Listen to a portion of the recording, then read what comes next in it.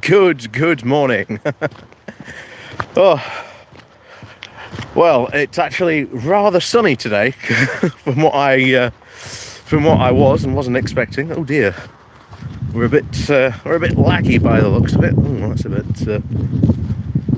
Oh no. Well, that's a bit annoying. Hopefully that will sort itself out. Fingers crossed. Normally not like that. Oh, that's annoying. Oh well, never mind. We shall continue and soldier on. Hopefully it will sort itself out as the stream goes on. But good morning to you all, and once again, welcome to the Good Morning Walk. Caroline, good morning. Helen, early walk, yes.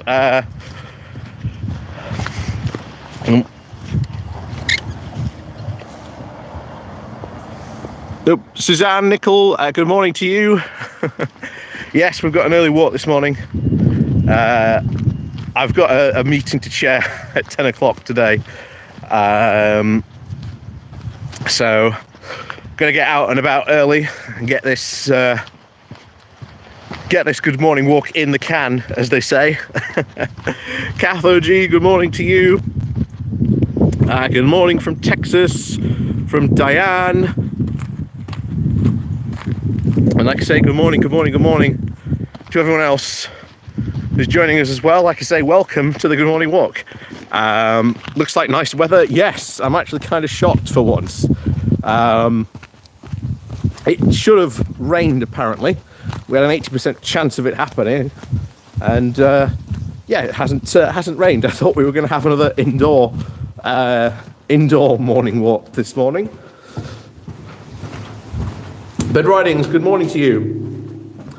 Oh yes, Trump delivered an amazing speech yesterday, and the song played into the stage was excellent. I've heard of the speech, but I haven't seen the song. I've only seen the speech because, of course, he was. What is the word? Is he indicted? I think the correct terminology is. So that means he's facing currently 3 concurrent criminal cases. So I'm trying to think what they are. There's one for his whole Mar-a-Lago documents. I can't remember what the other 2 are. Is there one for the Georgia stuff, like the phone call that he made? I'm sure there is. I can't remember now. Bakura, good morning to you. So I can't remember.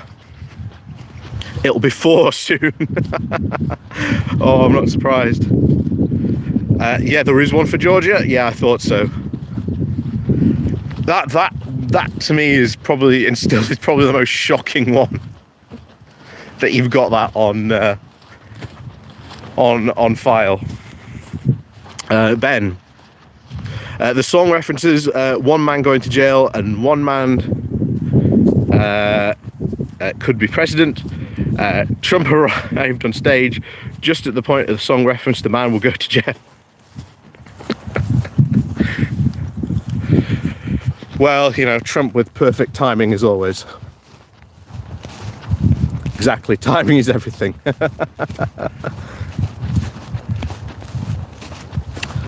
Yeah, it really does seem that all of Donald Trump's actions are catching up to him. And yet you think back, what, a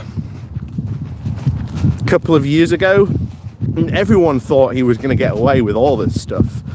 That this would be, you know, Trump would get away with like the crime of the century, and yet he's actually not, to be honest. And like I say, if I was an American, yeah, I think I could admit to everyone there's probably problems with our system, but when you see someone like Donald Trump getting his comeuppance after all this time, it must be very, very heartwarming to see. I'm not gonna lie, it must be very heartwarming to see.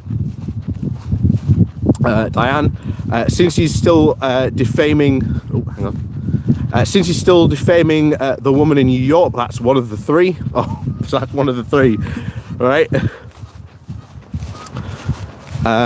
It's well worth checking out just for that one very, very good moment. Yeah, I'll have a look later for that. Like I said, I've seen a bit of the speech. Oh, hang on. I've seen a bit of the speech. But I haven't really seen too much else. Oh, hang on. I don't know if you can see them. Hang on. There's a field of just all geese. I'll just sit there. Wait, oh, there we go. I don't know if you can see them. Taking off.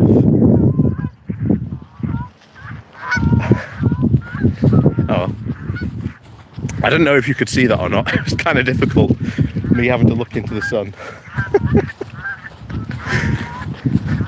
And direct the camera to them at the same time. But yeah. So yeah, I think, to be honest, all these sort of cases going sort of very much against Trump is, to be honest, a very good thing.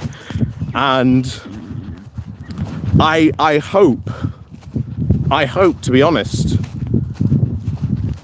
when we get Labour in, something very similar happens to a lot of Tories as well. You know, we can only hope. But Tim, good morning to you.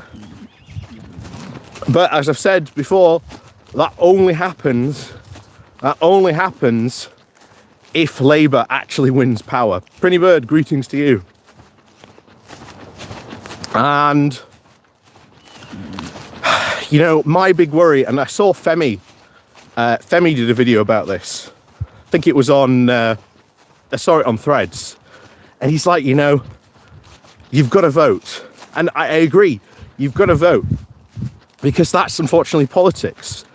You are going to be, in time and time again, situations where you may not 100% like that particular candidate. And yeah, I know and will fully admit Starmer's got problems. But they're not insurmountable. Labour are going to be an infinitely better party than the one we've currently got. And it's always hilarious to see the fact that you've got people on the left going, oh, Starmer's just a complete, you know, Tory in disguise. Meanwhile, you've got the Conservative press that absolutely hates and despises Starmer and will call him a socialist and all kinds of stuff constantly. And then there's been commentators recently who have openly said, oh, don't trust Keir Starmer for all these, you know, these turns he's recently done. He's only doing it to get elected. And I'm like, and we don't know, of course, what Starmer's going to be like, you know, as a PM. But I will keep on saying this now, you know, a Labour government is infinitely more preferable to our current Tory one. And as I was upon reminding people, if we do get out and mobilise that vote, even if you don't like Keir Starmer, you know, look at tactical voting, look at who's most likely to win in your area and vote for them. Because we may, as I've said before, may be able to deliver the Tories an absolute thumping defeat at the next general election, one which will be incredibly difficult for them to recover from, because they are going to end up fighting amongst themselves, you know, like rats in a paper sack, and they're going to be unable to get out of it. And it's going to take them a decade, if not more, to sort this out. Oh, Eddie, good morning to you. Mark, good morning to you. Good morning to everyone else who I might have missed.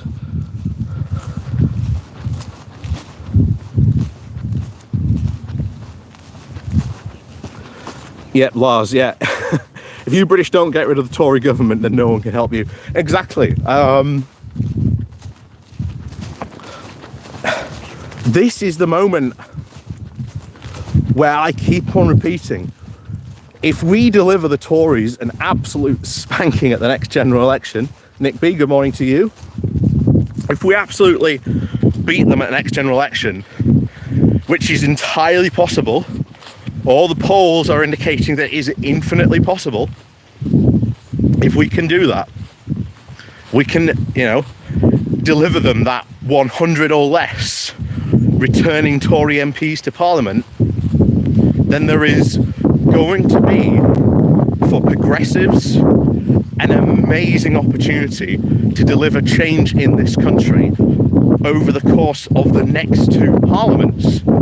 So there really, really is a massive opportunity for progressives. But the thing is, and this is what unfortunately I've seen a lot of people on the left getting disheartened and not wanting to go out and vote. And the thing is, that will unfortunately play an effect. And my biggest worry is that you see a lot of seats end up like Uxbridge, where we could have had a victory, but we narrowly lost it by literally like a couple of hundred votes. And that is my biggest worry. It's my biggest worry that maybe the Tories might just hang on by the skin of the teeth.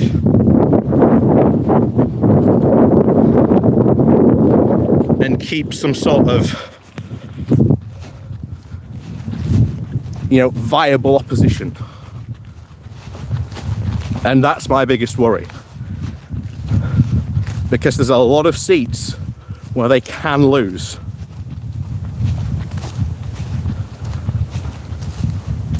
So it's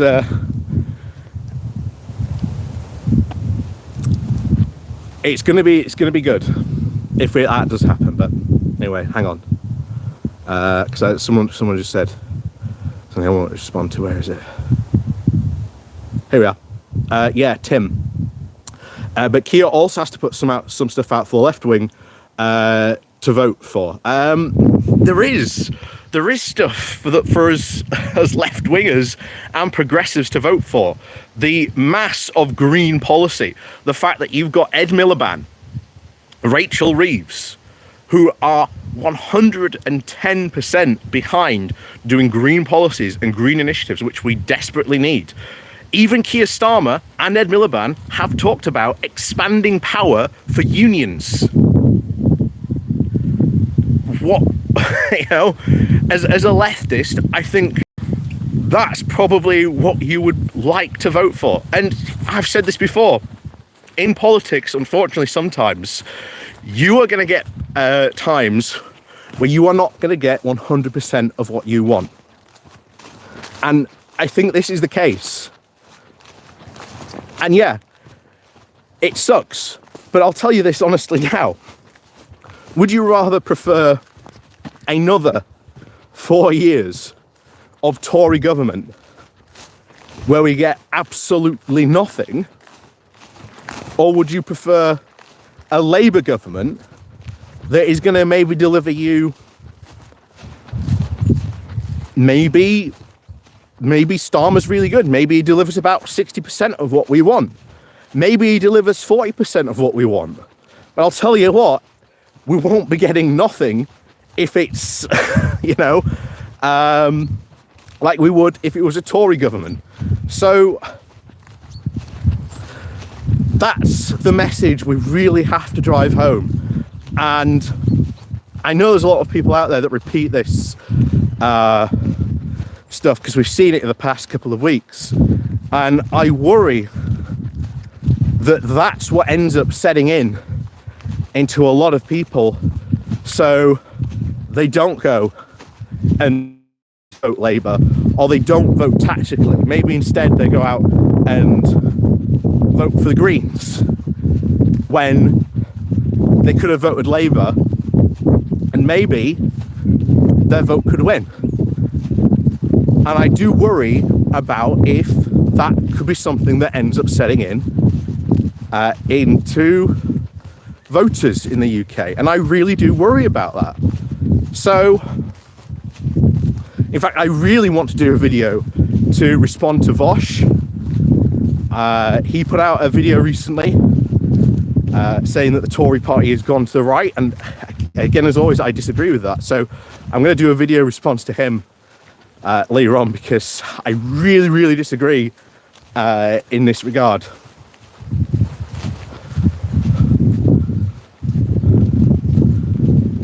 So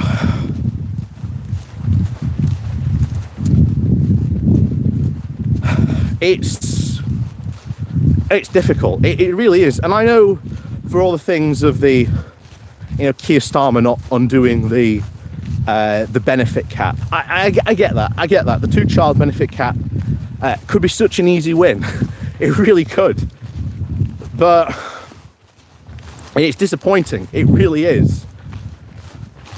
And we'll have to see what happens, because, there's rumours about a lot of not Tory MPs, Labour MPs being very upset about what Keir Starmer had to say about that. And Starmer may actually end up U-turning on that. And to be honest, here's the thing. Let's say Starmer does U-turn on this, and we end up with a Labour government. Would you rather a Labour government that looks at what people are campaigning for, putting pressure on the government to do, and then change their minds and actually doing it, or a Conservative government that does nothing?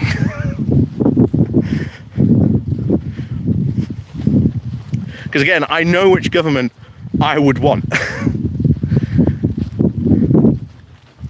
And I've got to remind people, once again, in politics, no party is 100% perfect.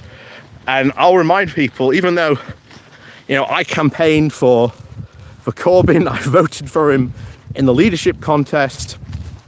I voted for him twice in 2017, 2019. Corbyn wasn't perfect. Yeah, he had a lot of good policies, but some of them, when it came down to the brass tacks, especially on foreign policy stuff, was awful. It was really, really awful. You've only got to look at Corbyn's comments on Ukraine as a perfect example for this. And then you look at his domestic policy. In the 2019 manifesto, you had free broadband. And I will say this, and I will go to the hilt for this. That was a good policy, but Corbyn sold it completely wrong to the British people. And as a result, because he missold it, because he was unable to really articulate it in a good way, it became a complete laughingstock to the Labour cause, to the Labour Party, to even Corbyn's attempt to get elected in 2019. And yet, that could actually be a very good policy. You've only got to look at South Korea, who has this as well. This is one of their key policies that they do in their country. They look at having access to the internet as a right, because they believe fundamentally that it is an educational benefit. And it's a completely different mindset into how they look at it. But that is how they look at it in South Korea. And not only does it add billions with a capital B to their economy every year, It also allows thousands of South Koreans to be able to access the internet for free and be able to enjoy all the benefits of having it. Meanwhile, businesses get huge benefits from having such a well-developed infrastructure that the South Koreans have for their internet. So that was an amazing policy that Corbyn could have done, could have really spoken about in a really positive way, and yet he completely fumbled the ball. And I think that any future lefty or progressive, he's done so much harm to any future lefty or progressive that wants to genuinely try and introduce that as a policy. It's going to be so hard to generally undo a lot of the stuff that the Tories pushed back on them for, because you had Labour MPs that were completely unprepared, because in 2019, as you all well know, this manifesto was not given to a vast majority of Labour MPs, so they couldn't have time to look at it beforehand and ask questions and be prepared to sell that manifesto on the doorstep. And that was, again, another reason why Jeremy Corbyn lost, because he didn't have the party behind him. He was not a uniter. And it is still really seen as, I think, still a massive loss, because that policy could be really good, but Corbyn has torpedoed that policy for ages. Even if we do get this progressive majority in Parliament, that's not something they could implement because of Jeremy Corbyn and because he fumbled that ball of the free broadband policy so hard.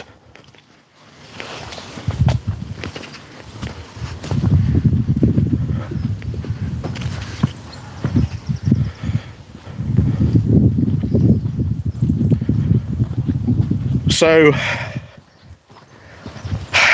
yeah, it does feel like it's going to be one of those streams today. It really does feel like it's going to be one of those streams today.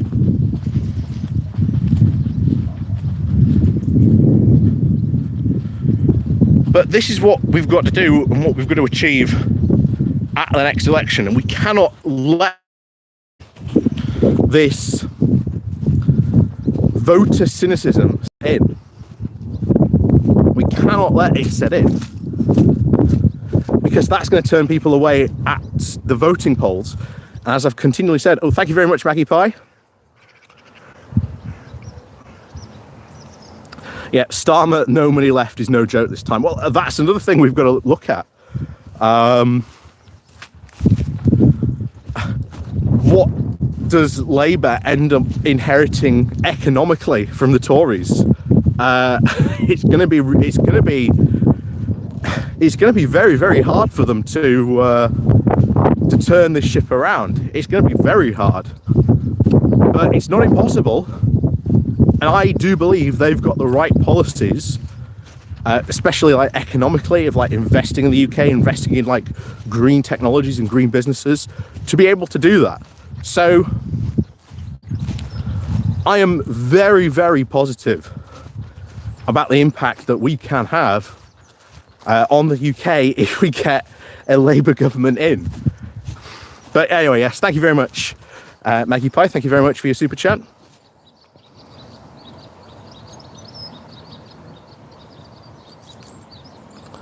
Yeah, Ben Ridings, yeah, no argument on the press rhetoric towards him. Labour can either fight amongst themselves or lose. Just deal with the present and look towards the future. A brighter future when we don't have the Tories. Exactly. That's what I keep on reminding people.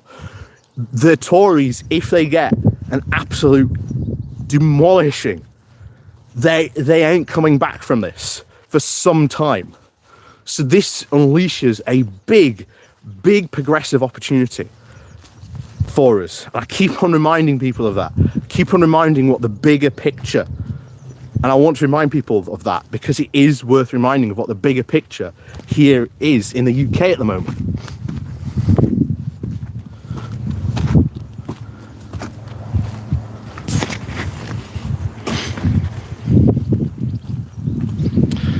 Patrick H.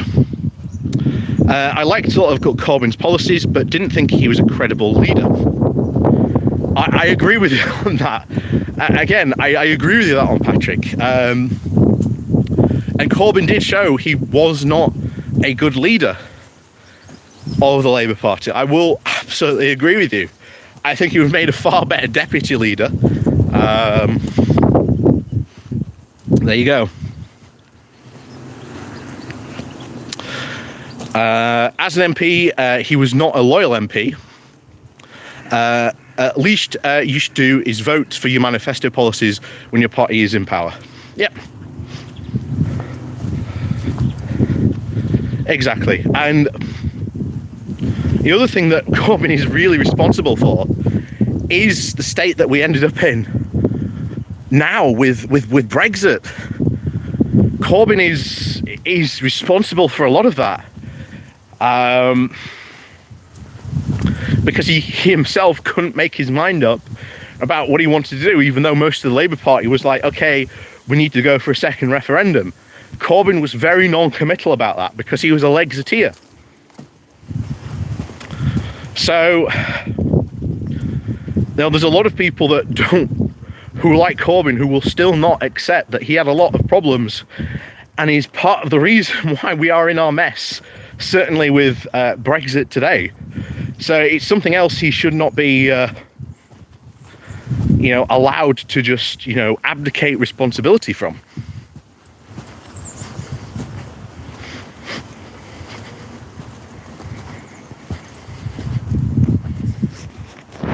Nope. Starmer's too cozy with the corpos, Mithra. Well, Labour have been the biggest callers for a windfall tax. You've had Ed Miliband out this week saying how full of holes the Tories' version of the windfall tax was, about how it hasn't worked, and how if Labour had been in power, they would have done things differently, which would have meant that the windfall tax would have worked. So,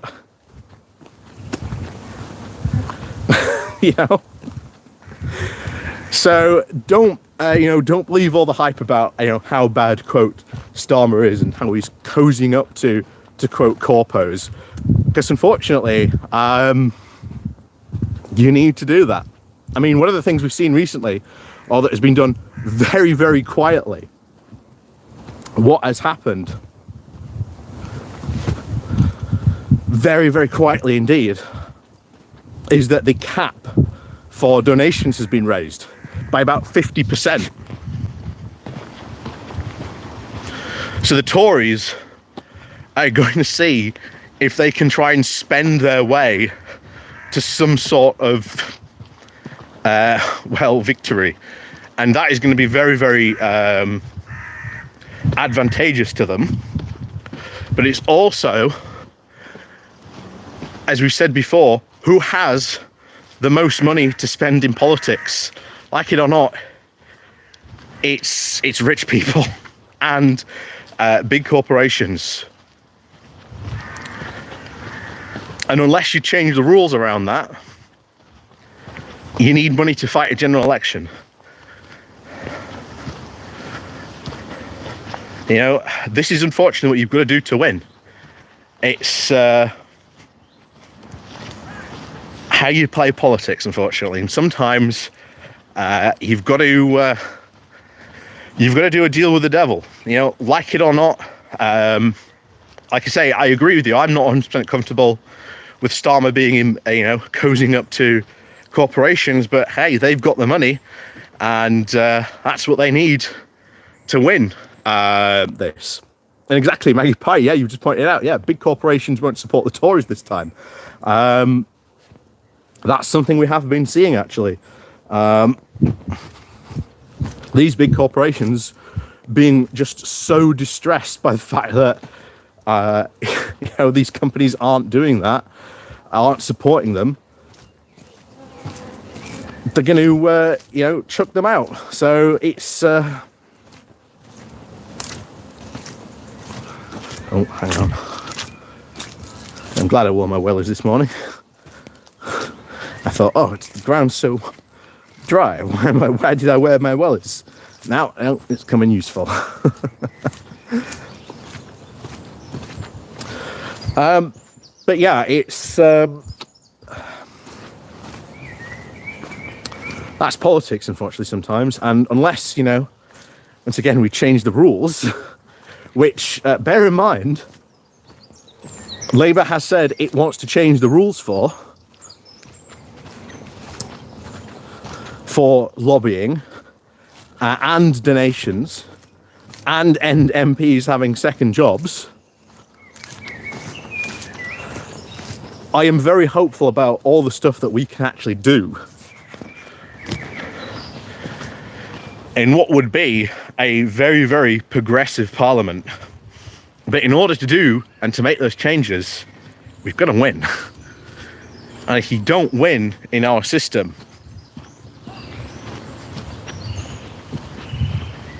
well, you can't do anything.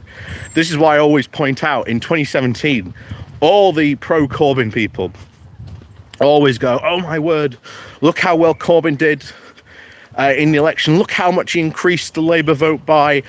He still lost, I'd like to remind people. And yet they can love to crow about that as if it was some sort of victory.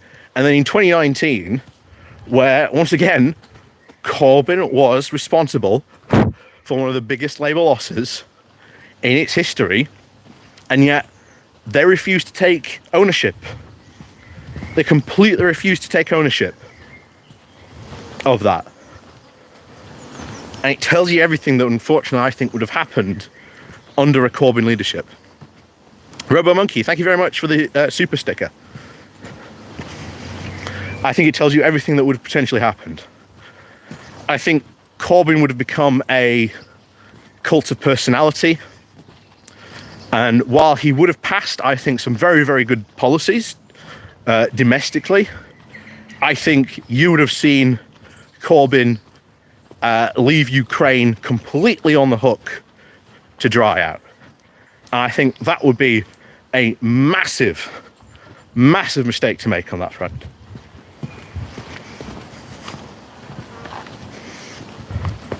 Oh, hang on.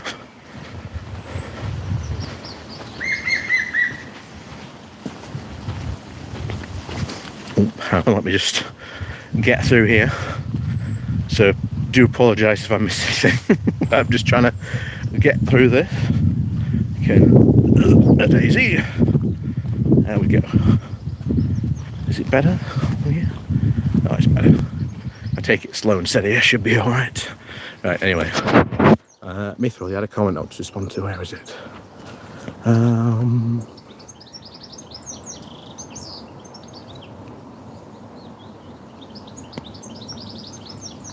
Yeah.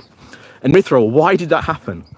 Why did ordinary people leave Labour? It was because of all those momentum people who were so upset that Starmer won.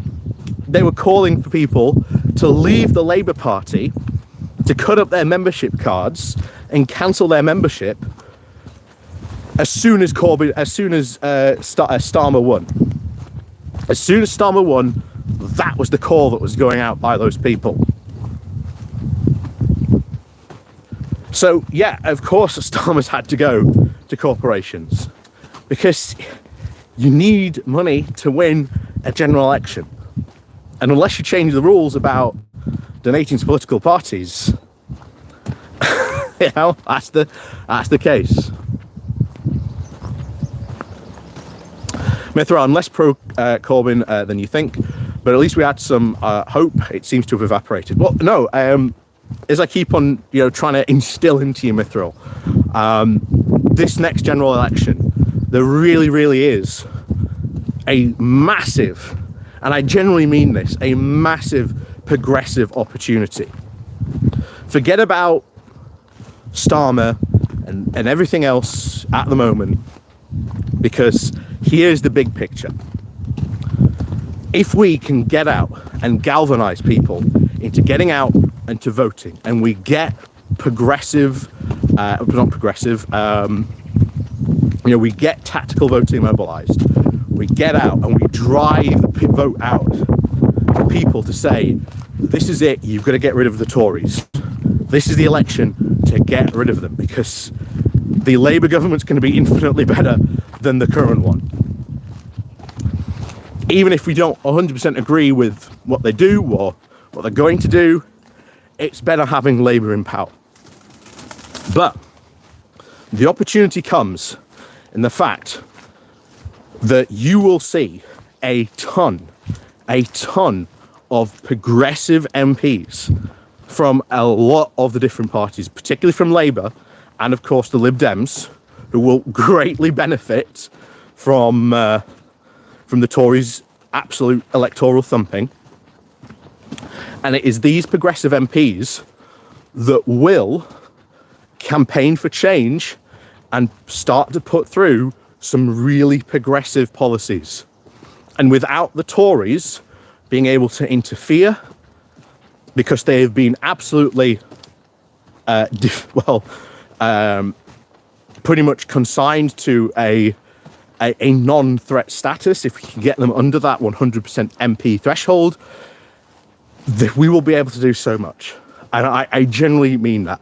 There is such a good amount of hope and big picture stuff to really think about over the next two parliaments. And this is what I continually try and get into you all. And it's the message I continually try to send to people about this next general election, and to really push back against a lot of this negativity that you are seeing. So you say you've got no hope, but there is such a big opportunity for hope as never before over the next two parliaments. And yes, that's about a decade or so, but in the next decade, 10 years from now, the UK, under a Labour government with a lot of progressives, both from the Lib Dems and Labour, will be able to put the UK off in a far, far better place than it is now. Far, far better place than it is now. So there is, to be honest, so much hope really to take away.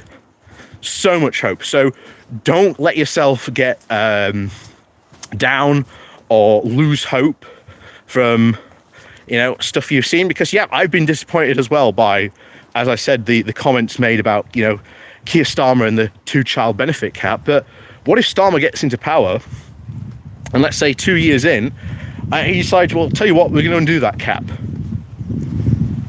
because we've managed to improve the economic fortunes of the UK.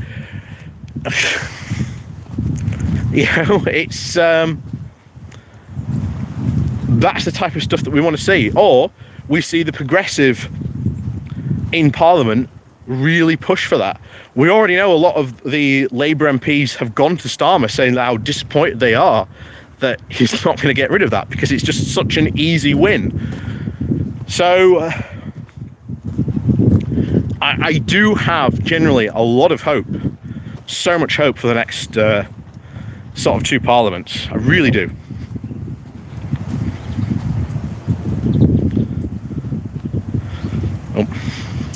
Cathology. Labour in Ireland promised not to increase uni fees and have pretty much disappeared since backtracking while in coalition.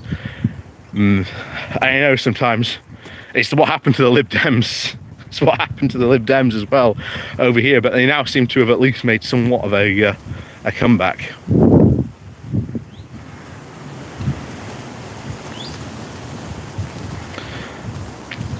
Robot Monkey, I hope you're right, dude. Sorry, I don't know your name.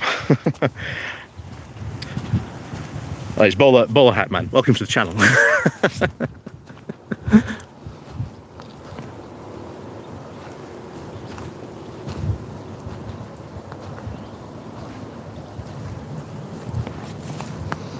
Oh, Helen Wilkes, thank you very much for your super chat there. Just caught up with it.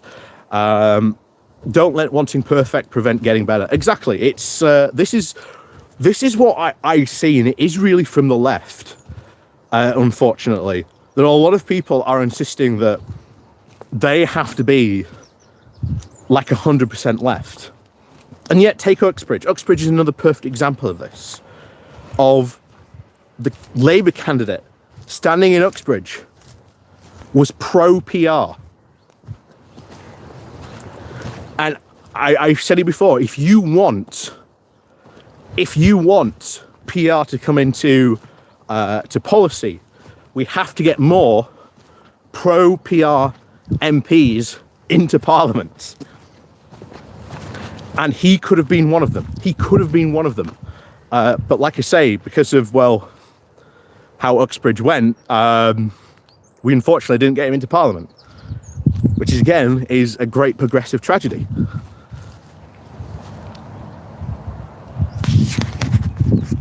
Exactly, Tim. Yep, when Labour win, we do need to keep Labour's feet to the fire. That's exactly very true. Duke Vengeance, I'm very, very behind on comments. Sorry if I'm so behind. I'll try and catch up. Duke Vengeance, I'm not wanting 4 more years to get the Tories out because people, again, want to play the perfect leader. Exactly. I want fire and fury. I don't want government by middle management. Middle management sometimes is not necessarily a bad thing. There are a lot of companies out there who have very, very bad CEOs, but very, very good middle managers.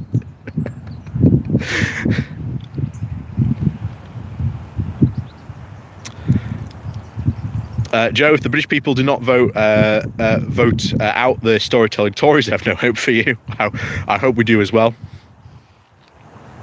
Patrick H, for some people, if you're not the perfect shade of red, somehow you're not worth voting for. Exactly, this is the big problem we're seeing at the moment. This is the thing we have to really push back against, because if the left doesn't turn out and vote in some of these constituencies, we're going to get a repeat of a lot of the Uxbridge situations where the Tories were like just that close to being pushed out. And you may remember when the Compass video we did in the 2019 general election, there were about 62. According to Compass, there were 62 potential seats that could have been won if progressives had united and taken into consideration tactical voting. So remember that. Boris Johnson would have not have had the majority he would have had if we had really looked into tactical voting. The Frenchman approach, that it's almost not perfect. That's very true.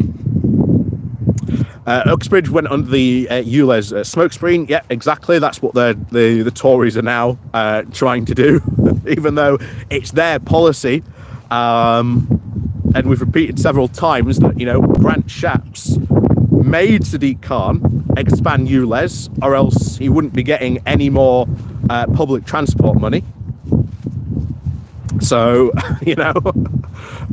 so who's responsible for expanding the ULEZ? Well, ultimately it's Grant Shapps and the Tories. And of course, Boris Johnson, when he, again, came up with the whole ULEZ thing.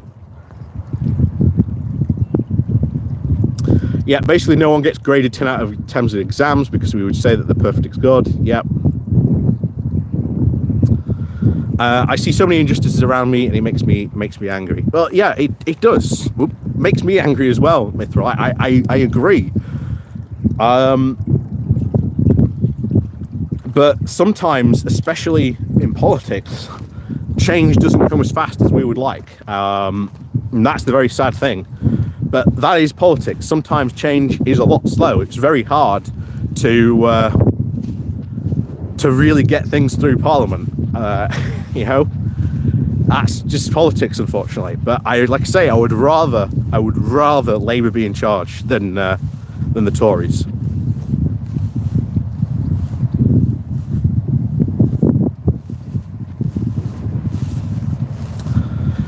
Yeah, Ben, yeah, maybe I've got those rose-tinted glasses on, one of those Specsavers glasses on, but I believe the country will begin to heal and start caring about each other again under Labour. I do as well, Ben. That's my hope, really, as well. I think there has been that real sense. I actually do agree with you on that sentiment. I really do hope that does come to be the case.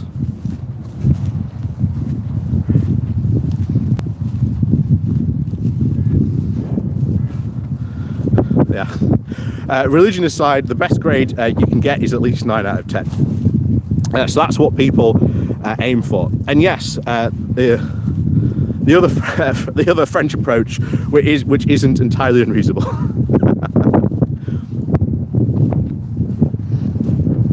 Yeah, they should have stuck. Yeah, exactly. This is one of the things that was caught Labour on the hook, unfortunately. But hopefully it was something they'll learn from in the upcoming general election. You know, it was an issue not many people thought would become an issue, and that was my worry as well. I was saying before this, I didn't know if the ULEZ issue would become that big an issue. I don't know if it will be a vote-defining issue, but again, apparently it was. So, you know, even I was at fault for not taking that threat from the ULEZ very seriously. So, but like I say, hopefully the Labour Party will learn from that experience for the general election. Duke Vineyards. I've been writing about politics since Brown was PM. I had 14 years worth of notes on all the crap the Tories got away with. The Tories were just crap. The Tories were just crap in the last few years. Yeah, very true. It's really, a lot of our problems do stem just from just how bad the Tories were. It's very true. The Tory London mayoral candidate is anti-ULEZ. Again, doesn't surprise me. Doesn't surprise me at all.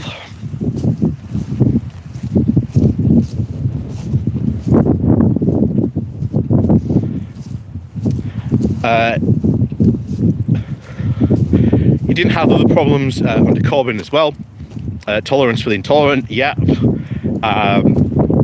know, I always say this to people who were saying, oh, there was no, you know, anti-Semitism going on in Labour, but when you've got polls from Jewish people saying that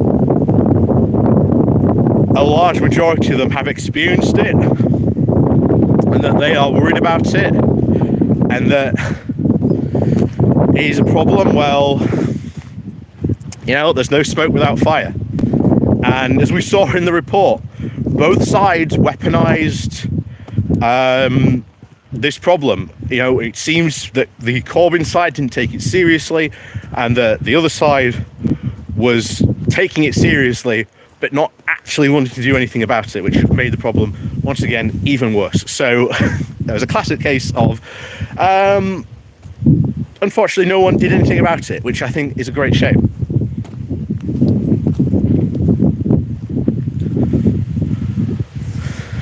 Boris Johnson was responsible, I feel, for the I'm all right Jack attitude. Oh, hang on. Let's just... Oh. Yep. Boris Johnson was all right for the all right Jack attitude. Appears to have permeated throughout society, more so than I've noticed before.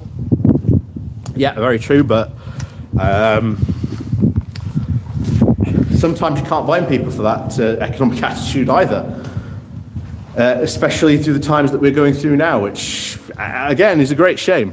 It really is, but, you know, hard times... Oh, dear. Oh, no. Our horses have somehow managed to get out of the field. Oh, dear. Oh. Oh, I don't know if you can see, but the horses have somehow managed to get out of the field. Oh dear.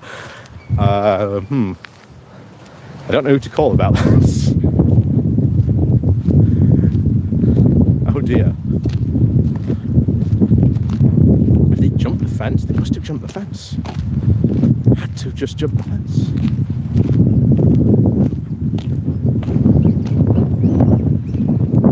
What's the hole that was? Oh, that's very bad. Oh dear.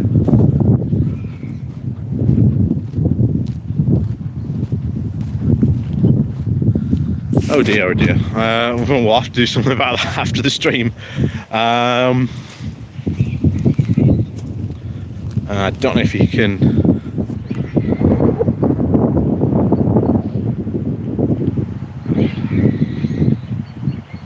don't know if you can see them up there, but they've managed to jump the fence somehow. I don't know how on earth they've managed to get out. Oh dear.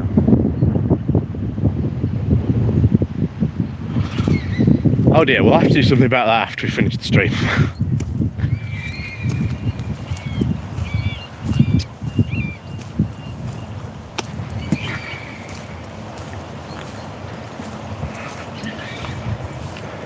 So I don't even know how they've managed to get out.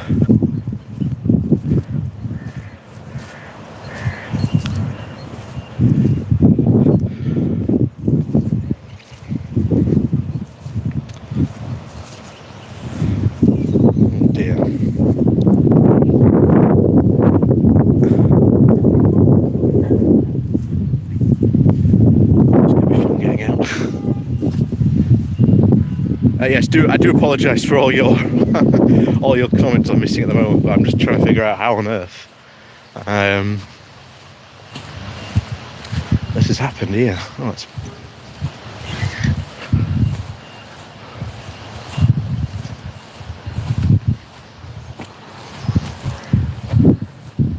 that's a bit depressing. Oh, it's alright, some residents have got out here.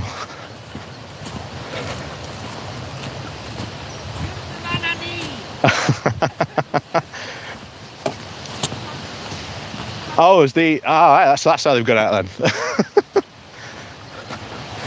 I was wondering how on earth they could have gotten out. I didn't see they'd gone that, but yes. Anyway, I'm going to go corral some horses by the looks of it, or at least corral some ponies. So you can see them. Oh, they're over there. But yes, have a fun day.